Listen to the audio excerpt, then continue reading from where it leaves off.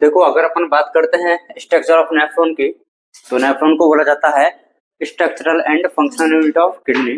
ठीक है, इसके दो रीजन होते हैं। यहाँ पर अपन बोल सकते हैं कि नेफ्रॉन के कितने पार्ट होते हैं, दो पार्ट होते हैं, ग्लोमेरुलस एंड रीनल ट्यूब्यूल्स। ठीक है, ये आपको जो कप के जैसा दिखाई दे रहा है, इसको बोला जाता है बोमेंस कैप्सूल। और ये जो बोमेंस कैप्सूल होता है, इसकी कितनी लेयर होती हैं, दो लेयर होती हैं, या फिर इसकी दो वॉल होती हैं। एक बाहर वाली होती है और एक अंदर वाली होती है। अंदर वाली जो लेयर होती है उस पर जो सेल्स पाई जाती है उनको बोला जाता है पोडोसाइट। और ये जो पोडोसाइट होती है, ये भी इसमें अगर अपन एपिथेलियम की बात करते हैं तो कौन सा होता है, सिंपल स्क्वेमस एपिथेलियम होता है। ठीक है, यहाँ से ये एफेरेंट आर्टरियोल आती है और ये किसमें ग्रुपिंग कर लेती है, टप ऑफ कैपिलरी बना लेती है। तो आर्टरियोल डिवाइड होने के बाद में क्या बना लेती है, कैपिलरी। यहाँ पे इस कैपिलरी को क्या बोल दिया जाता है, ग्लोमेरुलस बोल दिया जाता है। देन यहाँ से वापस से इमर्जिंग होती है किसकी, इफेरेंट आर्टरियोल की। एफेरेंट आर्टरियोल आने वाली और इफेरेंट जाने वाली होती है। बोमेंस कैप्सूल और ग्लोमेरुलस दोनों को मिला करके या फिर कंबाइंडली अपन बोल देते हैं मेलपीजियन बॉडी या फिर रीनल कॉर्पसेल्स। इस बोमेंस कैप्सूल के बाद में जो पास वाला जो रीजन होता है उसको बोला जाता है पीसीटी, प्रॉक्सिमल कॉन्गुलेटेड ट्यूब्यूल। और इस पीसीटी में जो सेल्स पाई जाती है वो होती है simple cuboidal brush border epithelium. Brush border का मतलब होता है यहाँ पे माइक्रोविलाई प्रेजेंस रहेगी। क्या रहेंगी, माइक्रोविलाई। पीसीटी के बाद में आपको एक हेयर पिन जैसी स्ट्रक्चर दिखाई देती है जिसको बोला जाता है लूप ऑफ हेनले। ये जो लूप ऑफ हेनले होती है इसकी भी दो आर्म होती हैं या फिर दो लिम्ब होती हैं। एक होती है नीचे जाती है जो डिसेंडिंग, और एक होती है जो ऊपर जाती है वो असेंडिंग। इसके भी दो पार्ट होते हैं, दोनों दोनों आर्म के। ऊपर वाला जो पार्ट होता है थिक होता है, जो कि कौन सी एपिथेलियम सेल्स पाई जाती है उसमें, सिंपल क्यूबॉइडल सेल्स पाई जाती है। और जो नीचे वाला जो थिन पार्ट होता है उसमें सिंपल स्क्वेमस एपिथेलियम मिलता है। ऐसे ही यहाँ पे भी थिन होता है और थिक होता है। थिक में वही मिलेगा सिंपल क्यूबॉइडल एपिथेलियम, और यहाँ पे थिन में कौन सा मिलता है, सिंपल स्क्वेमस एपिथेलियम। नेक्स्ट जो आ जाता है कौन सा है, डीसीटी, डिस्टल कॉन्गुलेटेड ट्यूब्यूल्स। इसमें भी कौन सा मिलेगा, सिंपल क्यूबॉइडल एपिथेलियम। देखो यहाँ पे भी सिंपल क्यूबॉइडल एपिथेलियम है, यहाँ पे भी सिंपल क्यूबॉइडल एपिथेलियम है, यहाँ पे भी सिंपल क्यूबॉइडल एपिथेलियम है, यहाँ पे भी है, लेकिन क्या मिल रहा है, एक्स्ट्रा ब्रश बॉर्डर मिल रहा है, मतलब कि माइक्रोविलाई मिलती है। नेक्स्ट पार्ट आ जाता है कौन सा, डीसीटी के बाद में कलेक्टिंग डक्ट। तो देखो एक कलेक्टिंग डक्ट में बहुत सारे नेफ्रॉन की डीसीटी आकर के ओपन होती है, इसलिए बोला जाता है कि collecting duct is not a part of single nephron. बताता हूं, देखो एक कलेक्टिंग डक्ट में बहुत सारे नेफ्रॉन की डीसीटी आकर के ओपन हो रही है ना, इसलिए क्या बोला जाता है कि अगर मैं आपसे पूछूं कि बताइए जो कलेक्टिंग डक्ट है वो क्या एक सिंगल नेफ्रॉन का पार्ट है, क्या नहीं है। क्योंकि अगर सिंगल नेफ्रॉन का पार्ट होता तो एक सिंगल कलेक्टिंग डक्ट होनी चाहिए थी, एक डीसीटी आकर के ओपन होनी चाहिए थी। लेकिन एक कलेक्टिंग डक्ट में बहुत सारे नेफ्रॉन की डीसीटी आकर के ओपन हो रही है, अपन क्या बोलेंगे, not a part of single nephron.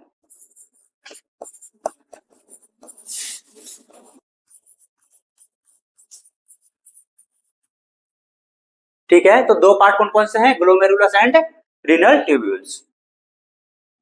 Next बात करते हैं अपन ब्लड सप्लाई की। तो देखो अपन ने ये देखा था कि यहाँ से क्या आ रहे हैं, एफेरेंट आर्टरियोल है।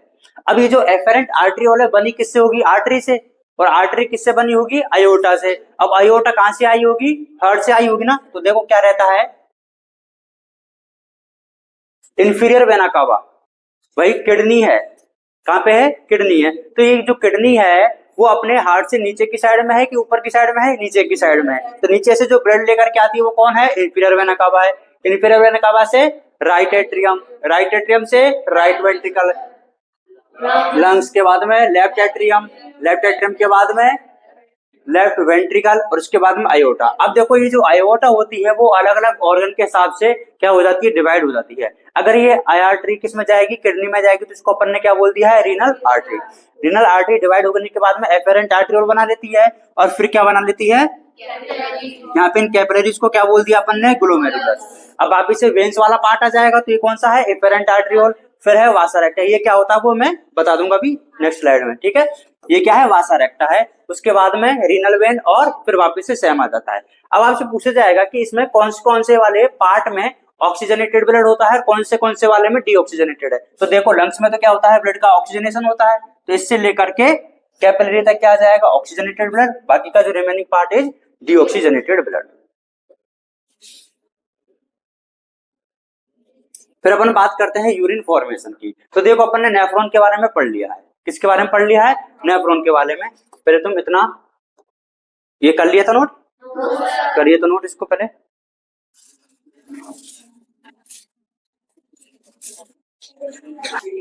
आगे देखो, सबके अपन एक बार फुल फॉर्म लिख लेते हैं। सबसे पहले दर से शुरू करते हैं, बातें किसी को भी नहीं करनी है।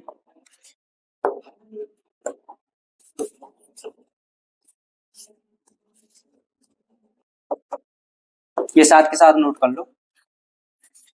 ए का मतलब होता है एफरेंट आर्टरियोल,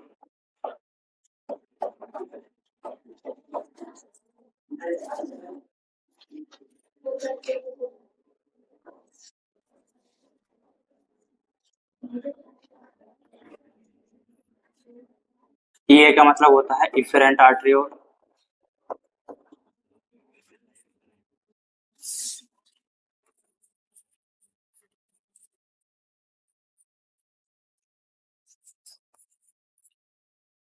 एसएससी का मतलब होता है सिंपल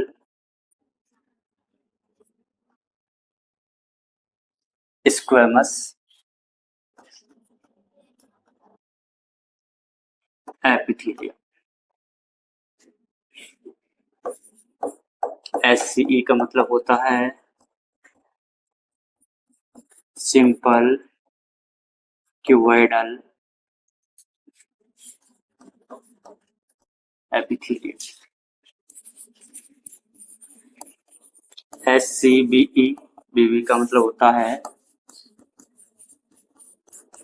सिंपल क्यूबॉइडल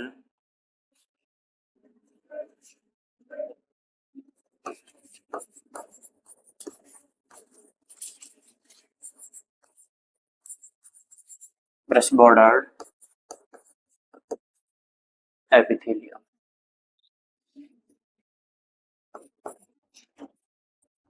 पीसीटी का मतलब होता है प्रोक्सिमल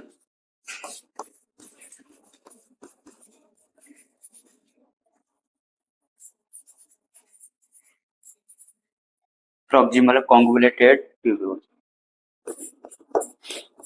डीसीटी का मतलब होता है डिस्टल कॉन्गुलेटेड ट्यूब्यूल।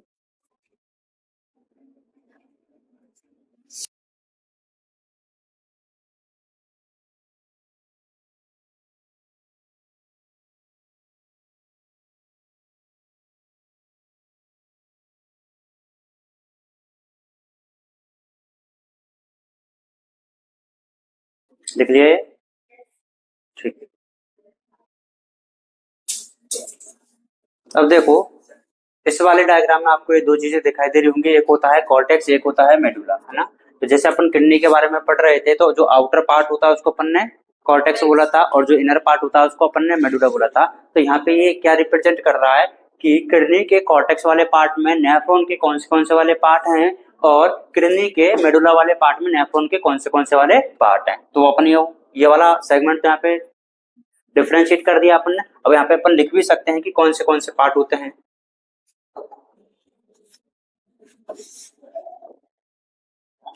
तो अगर अपन बात करते हैं, देखो किडनी के लिए अपन क्या टर्म यूज करते हैं? रीनल। तो पहला होता है एक तो रीनल कॉर्टेक्स और एक रीनल मेडुला।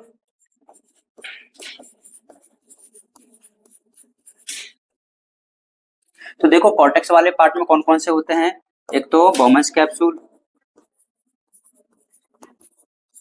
ये भी कॉर्टेक्स वाले पार्ट में मिलेगा। इसके बाद में पीसीटी, डीसीटी, ये सारे किसमें मिलते हैं? कॉर्टेक्स में। जो रिमेनिंग पार्ट है जैसे कि loop of Henley, loop of Henley को मैं एलओएच लिख सकता हूँ क्या?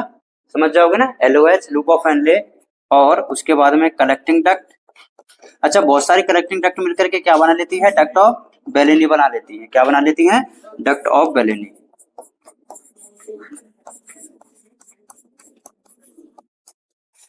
तो आपसे पूछे कि बताइए जो कलेक्टिंग डक्ट होता है वो कॉर्टेक्स का पार्ट है कि मेडुला का? तो मेडुला का हो जाएगा, है ना, ये याद रख लेना बस।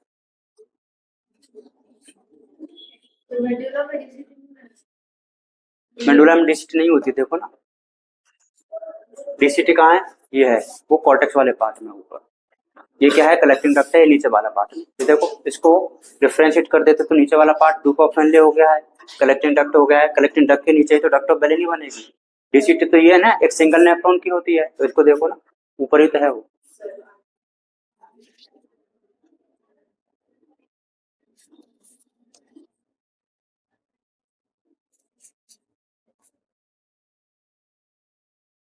हो गया।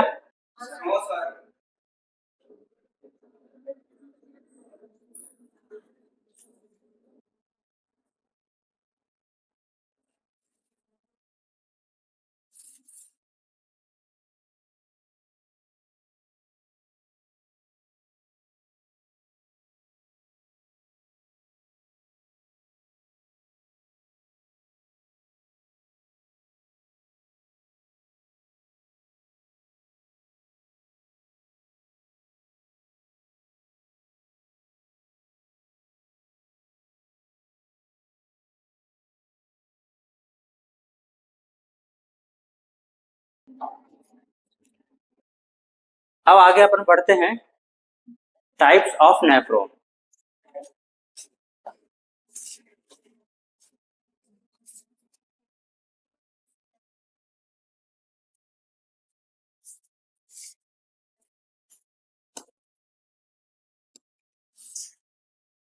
टाइप्स ऑफ नेफ्रॉन की अगर बात करते हैं तो जो नेफ्रॉन होते हैं वो दो टाइप के होते हैं। एक होता है कॉर्टिकल नेफ्रॉन और दूसरा होता है जक्स्टा मेडुलरी नेफ्रॉन। क्या होता है, मैं एक एक बात समझाता हूँ। कॉर्टिकल नेफ्रॉन का मतलब ये होता है कि जो नेफ्रॉन है उनका जो मोस्ट ऑफ द पार्ट है वो कौन से वाले रीजन में मिलेगा, कॉर्टेक्स वाले रीजन में। और यहाँ पे है जक्स्टा मेडुलरी, जक्स्टा का मतलब होता है नियर। तो यहाँ पे नेफ्रॉन का मैक्सिमम पार्ट किसके पास में मिलेगा, नियर मेडुला रीजन पे मिलेगा। हमारी बॉडी की बात करते हैं तो 85% तो कॉर्टिकल नेफ्रॉन होते हैं और 15% कौन से होते हैं, मेडुलरी नेफ्रॉन होते हैं। अब आपको जैसे मैंने बताया था कि जो रीनल कॉर्टेक्स है उसमें कौन कौन सी चीजें मिलेंगी, बॉमेंस कैप्सूल, पीसीटी और डीसीटी मिलेगा। और लूप ऑफ फेनले किधर मिलेगा, मेडुलरी रीजन में मिलता है। ठीक है, ठीक है। अब देखो यहाँ पे आपको मैं दो टर्म से फेमिलियर करवाना चाहता हूँ। एक तो होती है पेरिट्यूबुलर कैपिलरी नेटवर्क, ये क्या होता है मैं अभी बताता हूँ। और एक है इसमें क्या, वासा रेक्टा।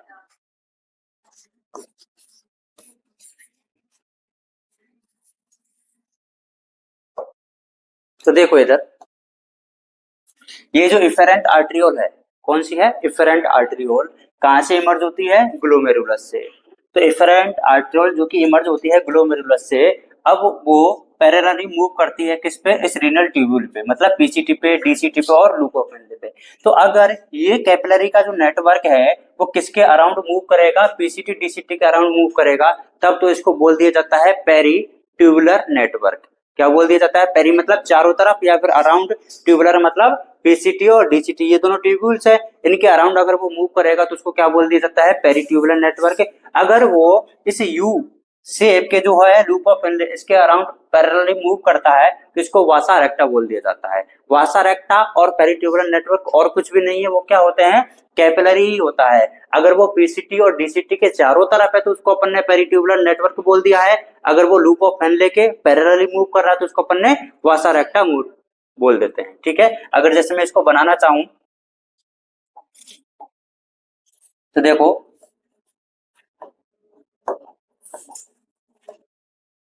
यहां से आया है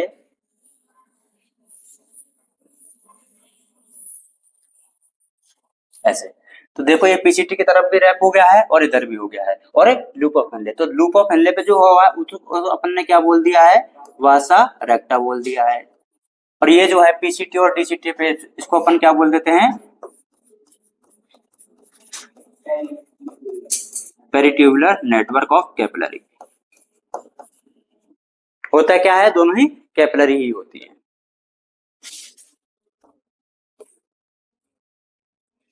तो देखो इधर मेलपिजन बॉडी क्या होती है वो समझ में आया। बोमेंस कैप्सूल और ग्लोमेरुलस दोनों को मिला करके मेलपिजन बॉडी बोला जाता है। तो देखो ये 85% होता है, तो इसमें जो मेलपिजन जो बॉडी होती है वो कहाँ पे प्रेजेंट होती है, नियर दी किडनी सरफेस पे पाई जाती है, किडनी की सरफेस के पास में पाई जाती है। अब देखो अगर किडनी की सरफेस के पास में है, और अगर हम बात करते हैं कि पेरिट्यूबुलर नेटवर्क कैपिलरी वो है वो वेल डेवलप होगा कि लेस डेवलप होगा, वेल डेवलप होगा। और वासर एक्टा कैसा होगा, एब्सेंट या फिर रिड्यूस। इसका रीजन ये होता है कि जो मैक्सिमम पार्ट है वो तो कॉर्टेक्स के पास में ही है, और जो वासर एक्टा है वो तो किसके पैरेलल मूव करता है, लूप ऑफ हेनले। जब मैक्सिमम पार्ट कॉर्टेक्स में है और लूप ऑफ हेनले तो अपन ने क्या बोला था कि मेडुला में मिलेगा, जब ये मेडुला में इसका कोई भी पार्ट जा ही नहीं रहा है या फिर जा रहा है तो थोड़ा सा पार्ट ही है, तो जो उसके तरफ जो मूव करेगी वो भी तो थोड़ा सा पार्ट ही रहेगा। अगर लूप ऑफ हेनले एब्सेंट है मेडुला में तो अपन क्या बोलेंगे, वासर एक्टा भी एब्सेंट है। अगर उसका मेडुला में लूप ऑफ हेनले का थोड़ा सा पार्ट अगर जा रहा है तो वो अपन क्या बोलेंगे कि वो रिड्यूस फॉर्म में होता है। क्लियर है इतनी बात? इधर देखो, ये देखो,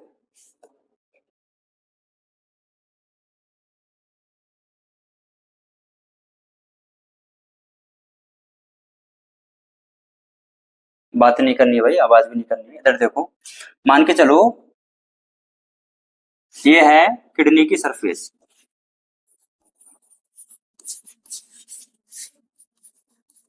ठीक है। और अब जो पार्ट आएगा वो कौन सा आ जाता है, पहले कॉर्टेक्स वाला आ जाता है और उसके बाद में मेडुला वाला।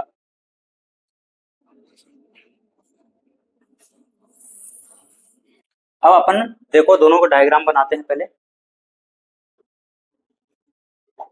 अगर मैं बात करता हूँ कौन से वाले नेफ्रॉन की, जो कॉर्टिकल नेफ्रॉन होते हैं, इनका जो मेजर पार्ट होता है वो किधर मिलेगा, देखिए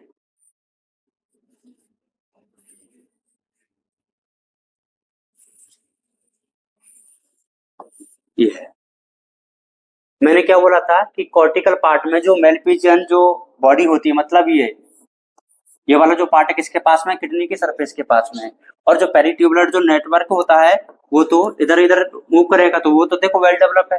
अब बात करते हैं अपन लूप ऑफ हेनले। अब बताओ लूप ऑफ हेनले किधर मिलता है, मेडुला में। कहीं है क्या लूप ऑफ हेनले, कहीं दिखाई दे रहा है कहीं मेडुला वाले पार्ट में? नहीं है ना। अब जब मेडुला में है ही नहीं है, या फिर अपन बोलते हैं कि चलो ठीक है किसी किसी में क्या है थोड़ा सा इधर एक्सटेंड कर देता है, तो या तो वो एब्सेंट रहेगा। अब जब मेडुला में लूप ऑफ हेनले है ही नहीं है तो बताओ वासर एक्टा भी होगा क्या, नहीं होगा। तो वासर एक्टा या तो एब्सेंट है या फिर रिड्यूस फॉर्म में। ये कौन सा वाला हो गया है, कॉर्टिकल वाला। अब बात करते हैं कौन से वाले की, जस्टा मेडुलरी। उसमें जो नेफ्रॉन है वो किसके पास में रहेगा, मेडुला के पास में रहेगा। तो मेडुला कहाँ है अपने पास में, ये है। मतलब कॉर्टेक्स और मेडुला के जंक्शन पे प्रेजेंट होता है यहाँ पर,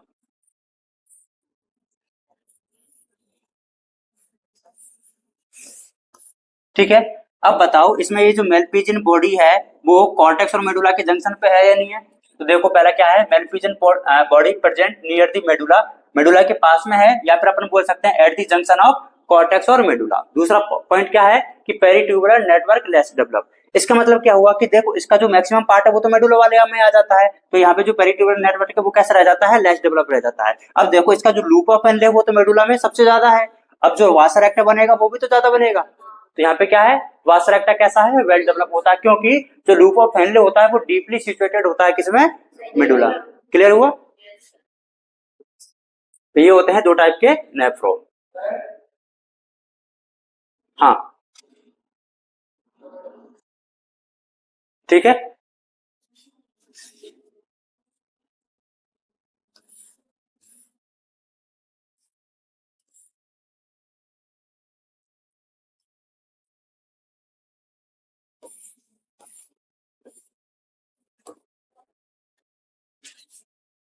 तो दो लाइनें लिखवा देता हूँ मैं यहाँ पे इफरेंट आर्टिकल वाली,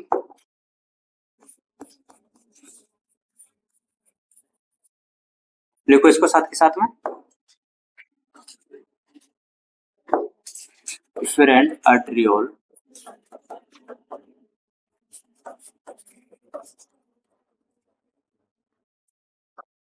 emerging from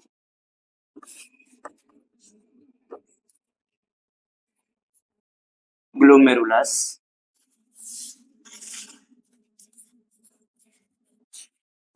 forms a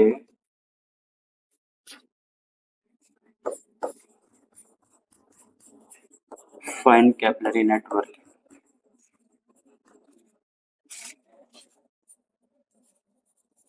around renal tubules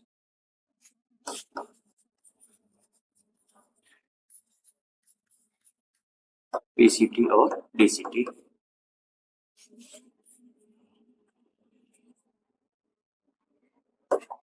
called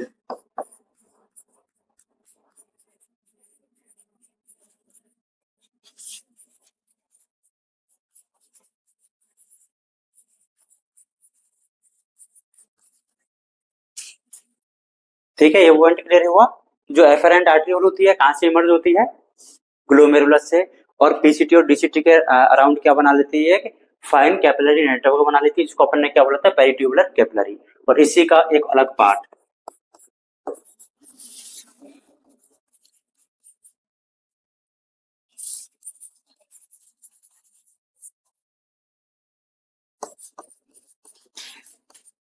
ये माइन्यूट मतलब कि स्मॉल वेसल्स,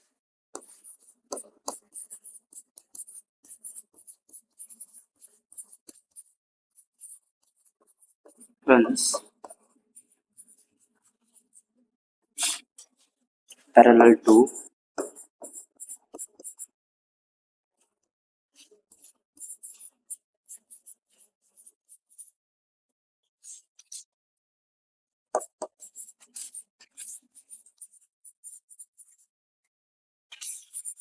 इसको बोल दिया जाता है वासा रेक्टा।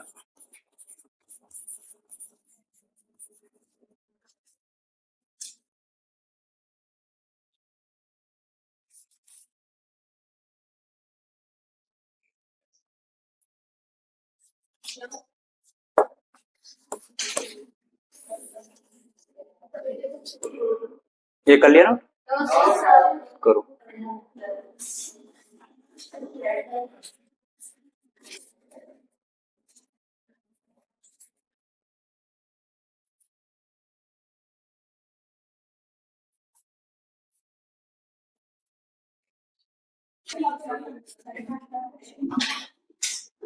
आगे नोट करो भाई।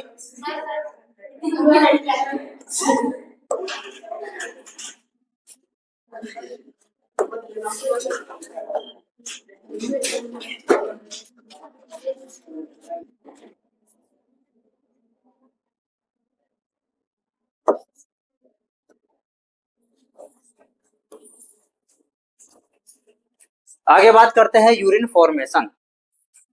ठीक है, अब यूरिन फॉर्मेशन जो होता है, देखो बनेगा क्या कि आपकी बॉडी में जो ब्लड होता है ना, पहले तो उसको अपन को क्या करना है, फिल्टर करना है। और फिल्टर भी ऐसा वैसा नहीं, बढ़िया तरीके से करेंगे एकदम। इसलिए जो फर्स्ट स्टेप होता है वो होता है अल्ट्रा फिल्ट्रेशन। तो फिल्ट्रेशन तो हर कोई करता है, लेकिन आपकी जो किडनी होती है वो क्या करती है, अल्ट्रा फिल्ट्रेशन करती है। अल्ट्रा का मतलब एकदम हाई एफिशिएंसी के साथ में, मतलब जैसे बोले ना कि बारीकी से करती है, एकदम अल्ट्रा मैक्स लेवल पे, अल्ट्रा प्रो मैक्स लेवल पे करती है। ठीक है, इसको ही बोल दिया जाता है ग्लोमेरुलर फिल्ट्रेशन, क्योंकि ये कहां से होगा, इस ग्लोमेरुलस से होगा। तो स्टेप नंबर 1 क्या है, अल्ट्रा फिल्ट्रेशन। इधर से ब्लड आएगा, आएगा कि नहीं आएगा, और कहां पे जाएगा, इधर जाएगा ग्लोमेरुलस के पास में, और यहाँ से फिल्टर हो जाएगा। हो गया फिल्टर, इसको अपन ने क्या बोल दिया, अल्ट्रा फिल्ट्रेशन। अब कई बार क्या हो जाता है, जब अपन ने इसको फिल्टर किया ना, तो अपने ब्लड में से, किस में से, अपने ब्लड में से कुछ अपने काम की चीजें चली जाती है, मतलब कि फिल्टर हो जाती है। तो बताओ हमारी बॉडी में से हम अपने काम की चीजों को जाने देंगे क्या भाई। इधर से फिल्टर होने के बाद में तो आगे तो क्या बनेगा, इसका यूरिन बनेगा, और यूरिन का कोई काम है क्या, कुछ नहीं है, रिलीज कर देते हो आप।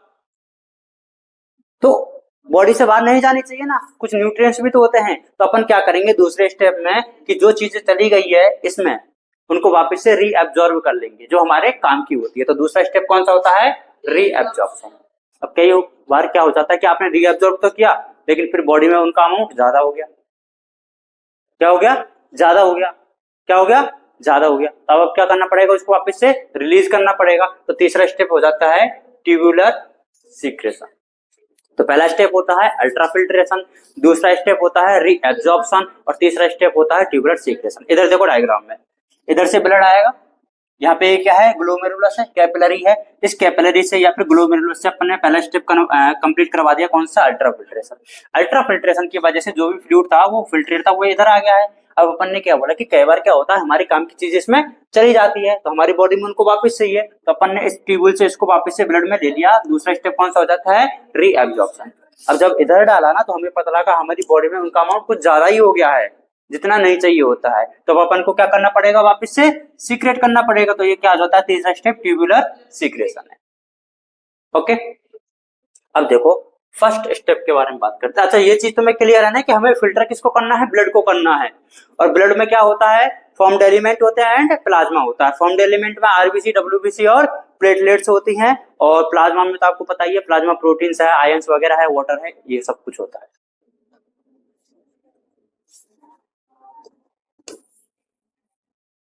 Ultra filtration, ultra filtration take place in the glomerulus through the filtration membrane. अब देखो, जो फिल्ट्रेशन अपन को करवाना है, यहाँ से करवाना है, कहाँ से करवाना है, यहाँ से, तो एक मेम्ब्रेन भी तो होनी चाहिए ना, जिससे अपन फिल्टर करवाते हैं। जैसे चाय छानते हो तो चाय की छलनी होती है, वैसे क्या होता है, अपन को अपने ब्लड को फिल्टर करना, तो क्या होती है, एक फिल्ट्रेशन मेम्ब्रेन होती है। अब ये जो फिल्ट्रेशन मेम्ब्रेन है, इसमें देखो किस किस का इन्वॉल्वमेंट, वो वाले डायग्राम को अपन ने यहाँ पे बड़ा करके दिखा दिया है। ये कौन सी है, एफेरेंट आर्ट्रियोल है, इधर से कौन सी है, इफेरेंट आर्ट्रियोल है। यहाँ पे क्या है, ये टफ्ट ऑफ कैपिलरी है, जिसको अपन ने ग्लोमेरुलस बोल दिया है। नीचे क्या है, ये बोमेंस कैप्सूल है। बोमेंस कैप्सूल में मैंने बताया था कि पोडोसाइट पाई जाती है अंदर की वॉल पर, ये क्या है, यहाँ पे पोडोसाइट है। क्लियर है बात, ठीक है। अब ये ग्लोमेरुलस और ये बोमेंस कैप्सूल वाला जो पार्ट है, ये मिलकर के क्या बना लेते हैं, फिल्ट्रेशन मेम्ब्रेन बना लेते हैं। अब फिल्ट्रेशन मेम्ब्रेन, जैसा अपन ने ब्रीदिंग वाले चैप्टर में पढ़ा था डिफ्यूजन मेम्ब्रेन, वैसे यहाँ पे भी क्या होती है, एक फिल्ट्रेशन मेम्ब्रेन होती है। ये फिल्ट्रेशन मेम्ब्रेन किस किस चीज से मिलकर बनी होती है, तो एक तो इसमें क्या आ जाता है, एंडोथेलियम ऑफ कैपिलरी। ये देखो क्या है, कैपिलरी है, और कैपिलरी तो क्या है, एक सिंगल वॉल से मिलकर बनी होती है, और सिंगल वॉल को अपन ने क्या बोल दिया है, एंडोथेलियम। ये भी कैसी होती है, सिंपल स्क्वेमस एपिथेलियम से होती है। ठीक है। दूसरा क्या है, ये पोडोसाइट सेल्स होती है। ये पोडोसाइट सेल किसकी है, एसएससी से मिलकर बनी है, किसकी, बोमेंस कैप्सूल की। और इन दोनों के बीच में क्या पाया जाता है, बेसमेंट मेम्ब्रेन पाई जाती है। नीचे देखो, ये क्या है, ये मैंने पोडोसाइट सेल्स है ना, ये इधर बना दिए येलो कलर में, और इधर क्या है, ये कैपिलरी। तो कैपिलरी में भी तो सेल पाई जाती है, ये इधर कैपिलरी की सेल बना दी है। अब देखो, ये जो पोडोसाइट है और इधर क्या है, कैपिलरी, इन दोनों के बीच में थोड़ा सा क्या है, स्पेस रहता है, थोड़ा थोड़ा गैप रहता है, कुछ स्लिट पाए जाते हैं, कुछ पोर्स पाए जाते हैं। तो जो पोर इन पोरोसाइट के बीच में पाए जाते हैं, उनको बोला जाता है फिल्ट्रेशन स्लिट या फिर स्लिट पोर। क्या बोला जाता है, फिल्ट्रेशन स्लिट या फिर स्लिट पोर। और जो ये एंडोथेलियम के बीच में पाए जाते हैं, इनको बोला जाता है फेनेस्ट्रा। क्या बोला जाता है, फेनेस्ट्रा। ये आपसे याद हो तो ठीक है, नहीं हो तो और भी अच्छी बात है, बस वो याद कर लेना कि पोरोसाइट के बीच में जो स्पेस पाया जाता है, उनको क्या बोला जाता है, फिल्ट्रेशन स्लिट और स्लिट पोर। ये बात क्लियर है। अब देखो, इधर से क्या आ रहा होगा, ब्लड आ रहा होगा, इधर से क्या आ रहा होगा, ब्लड आ रहा होगा। अच्छा देखो, इसमें और उसमें तुम्हें कुछ डिफरेंस दिखाई दे रहा है डायमीटर में, दिखाई इसलिए दे रहा क्योंकि ये होता है, और होता है तो मैंने बना दिया है। इसका मतलब जो एफेरेंट आर्ट्रियोल है, इसका जो डायमीटर है वो किससे ज्यादा होता है, होता है तो मैंने बना दिया है, बनाया तो मतलब होता है। इधर से ब्लड ज्यादा आएगा और इधर से ब्लड कम जाएगा, इसका मतलब यहाँ पे ब्लड रुकेगा। और ब्लड रुकेगा तो वो क्या लगाएगा, प्रेशर लगाएगा, और प्रेशर लगाएगा तो फिल्टर हो जाएगा, और फिल्टर हो जाएगा तो नीचे आ जाएगा। अरे आएगा कि नहीं आएगा। लेकिन देखो, अपन ने बोला था कि यहाँ पे जो ये स्पेस होता है ना, वो कुछ ज्यादा नहीं होता है, वो माइन्यूट सा रहता है, वो पोर की तरह रहता है। तो क्या बताइए, इसमें से आरबीसी, डब्ल्यूबीसी और प्लेटलेट क्या फिल्टर हो पाएगी, क्या नहीं हो पाती है। इसमें जो फिल्टर होता है वो केवल और केवल कौन सा वाला पार्ट होता है, प्लाज्मा। और इसमें से भी क्या प्लाज्मा प्रोटीन नहीं हो पाती है, only plasma part except plasma protein. अब मैं आपसे पूछूं कि बताओ, ब्लड से रिलेटेड करके बताओ, तो देखो ब्लड में से पहले तो फॉर्म्ड एलिमेंट को हटा दिया है, अब क्या बच गया है, प्लाज्मा। अब प्लाज्मा में से भी किसको हटाना है, प्लाज्मा प्रोटीन को। वही तो क्या होता है अपना, फिल्ट्रेशन में आएगा या फिर फिल्टर होता है। क्लियर है इतनी बात। अब इधर देखो, जब यहाँ पे ब्लड आया होगा, क्या आया होगा, ब्लड आया होगा, ये क्या है, ग्लोमेरुलस है। क्या है, ग्लोमेरुलस। होता क्या है, ये टफ्ट ऑफ कैपिलरी होता है, मतलब कैपिलरी का एक ग्रुप होता है। तो यहाँ पे जब ब्लड आएगा तो वो रुकेगा ना, रुकेगा तो नीचे क्या लगाएगा, प्रेशर लगाएगा। किस पे लग रहा है ये प्रेशर, ग्लोमेरुलस पे लग रहा है। तो यहाँ पे जो प्रेशर लगता है उसको बोल दिया जाता है GHP, glomerular hydrostatic pressure, glomerular hydrostatic pressure. ठीक है। फिर एक बात याद करो, जब पिछला चैप्टर अपन पढ़ रहे थे उसमें मैंने प्लाज्मा प्रोटीन के 4 नाम बताए होंगे, albumin, globulin, prothrombin, fibrinogen. Albumin के रिलेटेड मैंने बताया था आपको BCOP, वहां पे मैंने एक लाइन बोली थी कि मैं अगले चैप्टर में आपको बताऊंगा, तुम भूल जाना, मैं याद रखूंगा। तो मुझे आज भी याद है वो, और मैं आपको बताना चाह रहा हूँ कि यहाँ पे ये जो एल्बुमिन प्रोटीन होती है ना, यहाँ पे क्या हो जाती है, ट्रैप हो जाती है इन पोर के बीच में, और वो क्या लगा देती है, प्रेशर लगाती है, जिसको बोला जाता है ब्लड कोलॉइडल ऑस्मोटिक प्रेशर। ये BCOP किसकी वजह से होता है, एल्बुमिन की वजह से। अब एल्बुमिन किस में होती है आपको पता ही है, प्लाज्मा में तो होती है। ठीक है। अब इधर आ गया होगा ब्लड, तो देखो एक दो प्रेशर लगाए अपन ने, एक तो जीएचपी लगा दिया है, जीएचपी की वजह से ये क्या है, इसकी फिल्ट्रेशन को क्या कर रहा है, सपोर्ट कर रहा है। भाई ऊपर से प्रेशर लगेगा तो नीचे आएगा ना फिल्टर होके, तो वो इसको क्या कर रहा है, फिल्ट्रेशन को सपोर्ट कर रहा है। लेकिन एक बात बताओ, जैसे ये पोर थे, इनके बीच में कुछ फंस गया है, तो बताओ वो फिल्टर होने को सपोर्ट करेगा कि अपोज करेगा?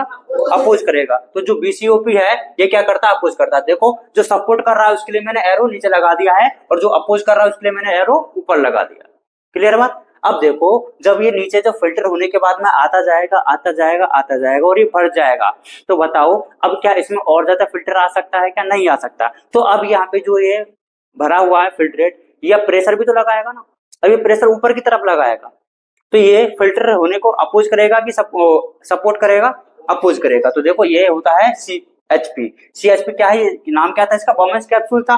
तो कैप्सुलर हाइड्रोस्टेटिक प्रेशर, जो कि क्या करता है, अपोज करता है। तो देखो एक प्रेशर क्या कर रहा है, सपोर्ट कर रहा है, और बाकी के दो प्रेशर क्या कर रहे हैं, अपोज कर रहे हैं। इनकी वजह से अगर अपन बात करते हैं कि इसको फिल्ट्रेशन करवाने में या फिर अल्ट्रा फिल्ट्रेशन करवाने में जो नेट प्रेशर रहता है वो हमारे पास में कौन सा आता है, वे देखिए।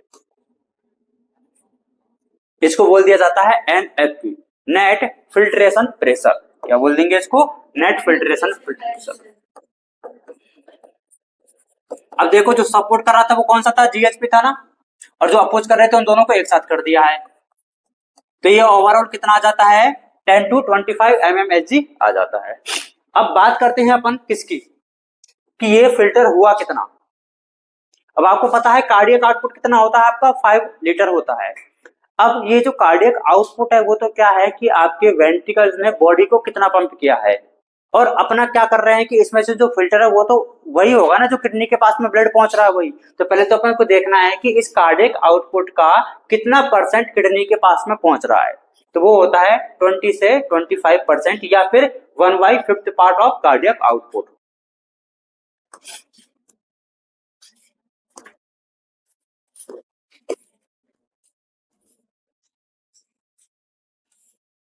ये कितना पार्ट होता है, 1/5।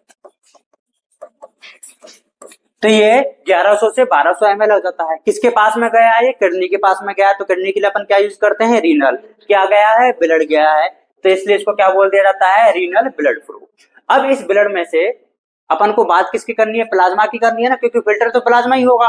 तो कितना परसेंट होता है ब्लड में प्लाज्मा, 55%। तो इसका 55% कितना आ जाएगा, 6 ml। इसको अपन ने क्या बोल दिया, रीनल, मतलब किडनी के पास में प्लाज्मा फ्लो। प्लाज्मा कितना पहुंचा है, क्या पूरे के पूरे प्लाज्मा का हो जाता है, एक्सेप्ट प्लाज्मा प्रोटीन। तो उसमें से कितने का फिल्टर होगा, ओनली 20% का। तो इस 650 ml का 20% कितना हो जाता है, 120 ml। ये होता है GFR, ग्लोमेरुलर फिल्ट्रेशन रेट, कि ग्लोमेरुलर से 1 मिनट में, भाई कार्डियक आउटपुट 1 मिनट का होता है, तो ग्लोमेरुलर से 1 मिनट में फिल्टर होने वाला जो अमाउंट है वो कितना होता है, 125 ml होता है पर मिनट। इसको क्या बोल दिया जाता है, amount of filtrate formed by kidneys पर मिनट। अब 1 मिनट में कितना बन रहा है, 125 ml बन रहा है। तो अब हम इसको 1 घंटे में निकाल सकते हैं क्या, देखो इधर 125 ml 1 मिनट में था, 60 से मल्टीप्लाई कर देंगे तो 1 घंटे का हो जाएगा, और 1 दिन का मल्टीप्लाई करना तो 24 से। तो 1 दिन में कितना फिल्ट्रेट बनता है आपकी बॉडी में, 180 लीटर बनता है। इसके अनुसार अगर ये 180 लीटर का अगर आप डेली ही रिलीज करो तो आपकी खुद की एक पर्सनल नदी बन सकती है। बना सकता है ना भाई, बना सकते हो। लेकिन क्या ऐसा हो पाता है कि नहीं हो पाता है, आप पर डे में 1.5 लीटर यूरिन रिलीज कर पाते हो। इसका मतलब 180 लीटर में से 1.5 रिलीज किया है, तो इसका मतलब आपकी बॉडी ने 99% को तो वापस से क्या कर लिया है, रीअब्सॉर्ब कर लिया है लीटर। अब हमें यहाँ पे डाउट ही आ जाता है कि जब बॉडी बना कितना रही है फिल्टर, 180 लीटर, और रिलीज कितना हो रहा है पर डे में 1.5 लीटर। इसका मतलब कि 99% को तो बॉडी ने क्या कर लिया, वापस से रीअब्सॉर्ब कर लिया है। और बॉडी जो रीअब्सॉर्ब करेगी उसके पास में यही ऑप्शन है, इधर से तो रीअब्सॉर्ब हो सकता है। तो मैं रीअब्सॉर्प्शन और जो तीसरा स्टेप है ट्यूबुलर सीक्रेशन, वो इसी में इंक्लूड करके बता रहा हूँ आपको। फिल्ट्रेशन वाला उधर क्लियर हो गया है क्या, अलग डायग्राम बना देता हूँ ना, फिर घबरा जाओगे तुम।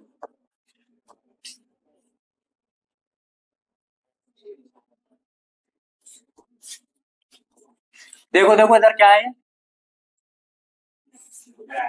मोमेंट्स कैप्सूल है। ये बताओ ये क्या है, पीसीटी है। ये क्या है, लूप ऑफ हेनले है। कि कौन सी वाली, डिसेंडिंग एसेंडिंग। ये क्या है, ये क्या है? कलेक्टिंग डक्ट है। क्या है? क्या है? कलेक्टिंग डक्ट है। देखो मैं यहाँ पे दो तरह के एरो बनाऊंगा, एक ऐसा और एक ऐसा। कलर चेंज हुआ है ना, एरो तो एरो ही रहेगा। ये जो है रिप्रेजेंट करेगा किसको? रीअब्जॉर्प्शन को। ये वाला एरो किसको रिप्रेजेंट करेगा? Tubular secretion. इधर से कौन आ रही है? एफेरेंट आर्टेरियोल आ रही है। आ रही है क्या? आ रही है। इसका डायमीटर ज्यादा होता है as compare to efferent arteriole. ये जो एफेरेंट आर्टेरियोल होती है, इधर से एक फाइन कैपिलरी नेटवर्क इमर्ज होता है जिसको बोल दिया जाता है पेरिट्यूबुलर नेटवर्क। और अगर यही नेटवर्क किसके पैरेलल मूव करता है रूफ ऑफ में लेके, तो इसी को बोल दिया जाता है वासा रेक्टा। क्या बोल दिया जाता है? वासा रेक्टा बोल दिया जाता है।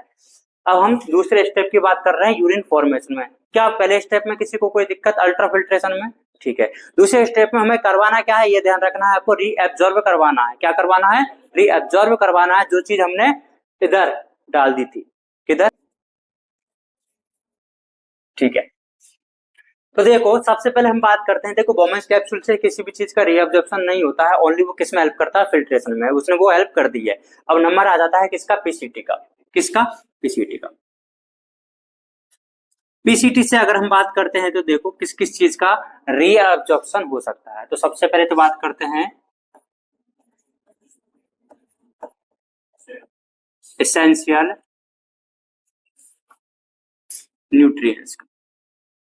For example amino acid. A का मतलब अमीनो एसिड, इसका मतलब फैटी एसिड, इसका मतलब ग्लूकोज और Na+। इन सब का 100% रीअब्जॉर्प्शन हो जाता है किधर? पीसीटी से। समझ गए क्या बात को? और पता है कौन से प्रोसेस से होता है? एक्टिव प्रोसेस से। कौन से प्रोसेस से होता है? एक्टिव प्रोसेस से होता है।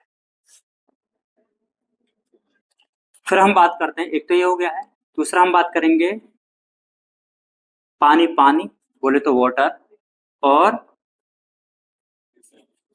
इलेक्ट्रोलाइट्स जैसे कि पोटेशियम, जैसे कि क्लोराइड आयन, जैसे कि बाइकार्बोनेट आयन। इन सब का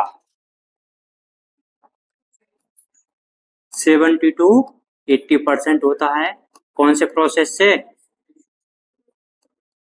पैसिव प्रोसेस से। इसी के साथ में मैं लिख देता हूं नाइट्रोजन वेस्ट। तो आप बोलोगे कि सर नाइट्रोजन वेस्ट को तो अपन रिमूव करना चाह रहे हैं और आप रीअब्जॉर्ब करवा रहे हैं, थोड़ा सा लिटिल यूरिया का करवाना पड़ेगा। ठीक है। तो इन चीजों का यहाँ पे क्या हो जाता है? रीअब्जॉर्प्शन हो जाता है। तो आपसे पूछा जाता है कि बताइए ग्लूकोज का जो रीअब्जॉर्प्शन होता है वो किस प्रोसेस के थ्रू होता है? एक्टिव के पैसिव? बताइए सोडियम आयन का ग्लूकोज के साथ में जो रीअब्जॉर्प्शन होता है वो एक्टिव होता है कि पैसिव? एक्टिव होता है। जो एसेंशियल सब्सटेंस है उनका 100% होता है कि कम कम होता है? 100% होता है। वाटर का अगर आपसे पूछे कि मैक्सिमम रीअब्जॉर्प्शन कहाँ पे हो रहा है, तो कहाँ पे होगा? पीसीटी में होगा। समझ गए क्या बात को? अरे बोलो ना। ठीक है। फिर हम बात करते हैं लूप ऑफ हेनले की। ये जो लूप ऑफ हेनले है, इसकी अपन ने दो लिंब के बारे में बात किया था, एक होता है डिसेंडिंग, एक होता है असेंडिंग। डिसेंडिंग आर्म जो परमेएबल होती है वो वाटर के लिए परमेएबल होती है।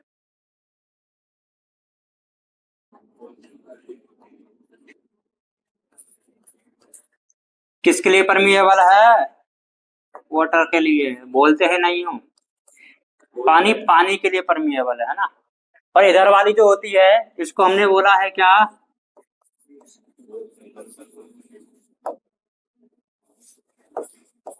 ये किसके लिए परमेएबल होगी? ये होता है परमेएबल किसके लिए? इलेक्ट्रोलाइट के लिए ना। इसका बांधना मुश्किल हो जाएगा। ये जो इलेक्ट्रोलाइट है, क्या NaCl को अपन इलेक्ट्रोलाइट बोल सकते हैं क्या? बोल सकते हैं। Na+ और Cl-।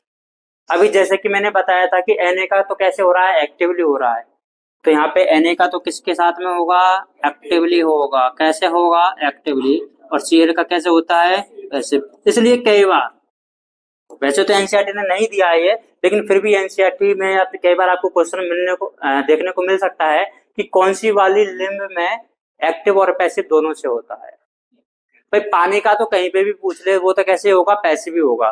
लेकिन देखो इधर वाली जो असेंडिंग आर्म होती है उसमें इलेक्ट्रोलाइट का होता है, और उसमें से भी सोडियम का कैसे होता है, एक्टिवली होता है। समझ गए क्या बात को।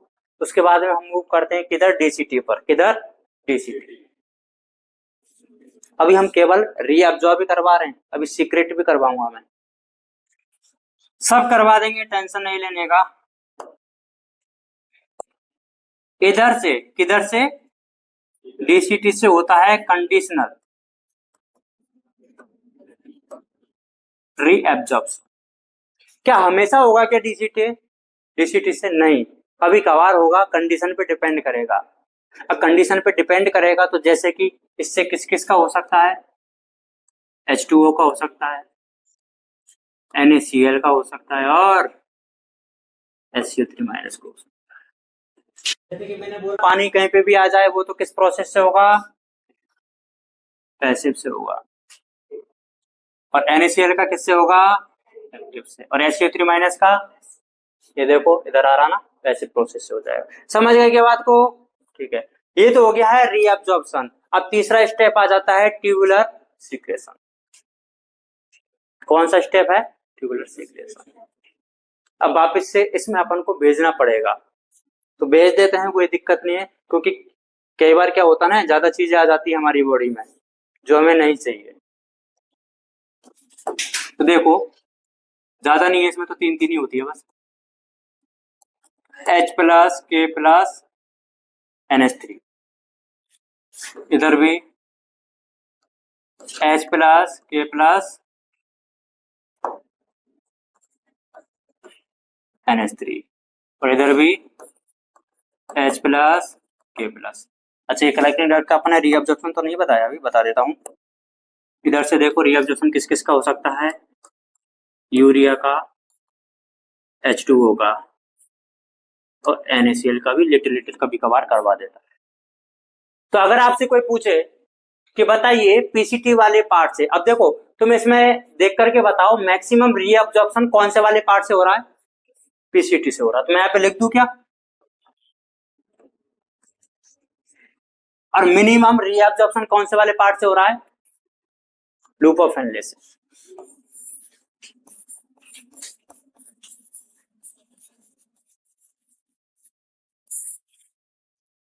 मिनिमम पीसीटी से किसका किसका रीअब्जॉर्प्शन होता है, एसेंशियल न्यूट्रिएंट्स का 100%, वाटर इलेक्ट्रोलाइट्स का 70 to 80%। कौन से प्रोसेस से, पैसिव से। पीसीटी से सीक्रेशन किस किस का होता है, H plus K plus NH3 का। डीसीटी से सीक्रेशन किस किस का होता है, H plus K plus NH3 का। मतलब पीसीटी और डीसीटी दोनों से सेम चीज का क्या हो जाता है, ट्यूबुलर सीक्रेशन हो जाता है। बच गया कौन सा, कलेक्टिंग डक्ट। कलेक्टिंग डक्ट से किसका होता है, केवल दो को हो जाता है, H प्लस और K प्लस। क्या गायब कर दिया है, NH3 का गायब। इधर कंडीशनल रीअब्जॉर्प्शन होता है किसका, H2O का, NaCl का और H3 माइनस का। ये हो गया है यूरिन फॉर्मेशन कंप्लीट। देखो अब जो ट्यूबुलर सीक्रेशन होता है वो क्या होता है, एक एक्टिव प्रोसेस होता है। जो लास्ट वाला जो स्टेप था ना ट्यूबुलर सीक्रेशन, वो क्या है, एक्टिव प्रोसेस होता है, जो कि हेल्प करता है किसमें, मेंटेनिंग एसिड बेस, या फिर अपन बोल सकते हैं pH and ionic balance in the body. किसको मेंटेन करेगा वो, पीएच को और आयनिक बैलेंस को। एलओएच मतलब loop of Henley help in the maintaining high osmolarity in the medullary interstitium. देखो किडनी के अपन ने दो पार्ट बताए थे, एक होता है कॉर्टेक्स, एक होता है मेडुला।